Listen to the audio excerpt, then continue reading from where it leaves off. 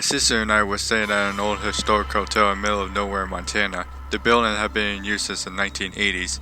My sister loves this place and has frequented it many times over the years. I was kept up all night by someone pacing around on the hardwood floors in the room above ours. Drove me crazy. In the morning, I asked my sister how she could sleep through it, and she told me that the upstairs of the building used to be a ballroom, but now is carpeted and empty. The hotel staff confirmed that nobody was up there, and furthermore, if they were, I wouldn't have heard heels on hardwood floor. Weird.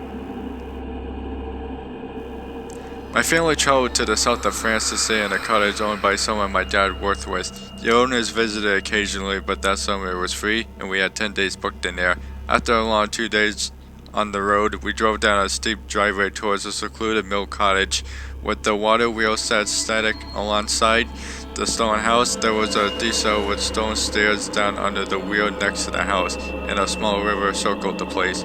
We went into the house and chose rooms, but being set down in a small copse, the house was drafty and cold from lack of use. We settled in and turned all of the heating on.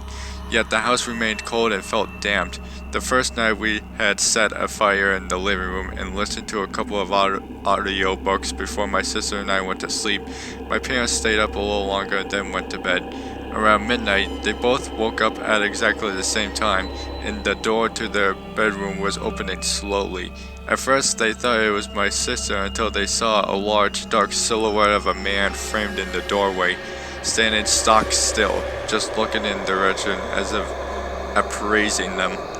After a short period, the shape turned and started to move, as if satisfied, and disappeared. They looked at each other, but didn't speak, and both went back to sleep. The next morning, the house felt warm and dry, and sunlight was back through the windows, as if something had lifted and accepted them.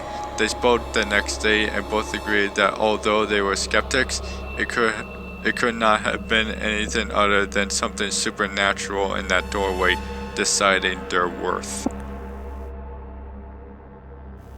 When I was a kid, we lived in a haunted house. Strange things happened all the time. For example, my dad and I were alone in the kitchen one day making a snack.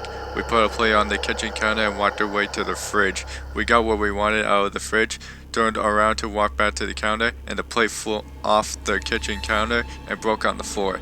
My dad tried to calm me down by saying the plate must have been blown off the counter, but let's face it, the plate wasn't near the edge of the counter and there were no windows or doors open. No one else was home. Weird.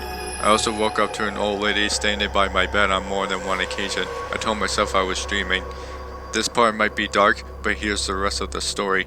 Years later, I looked up the address and found that an old couple lived there for many years right before we moved in. Apparently, the house was broken into and the old woman was raped and murdered. The old man sold the house and moved. We were the first occupants since the incident. WTF. We only lived there for about a year. My parents swear we moved so quickly because we got a better deal on another house nearby, but we know it was because the house was haunted and the priest they brought in to bless the place told them we should move.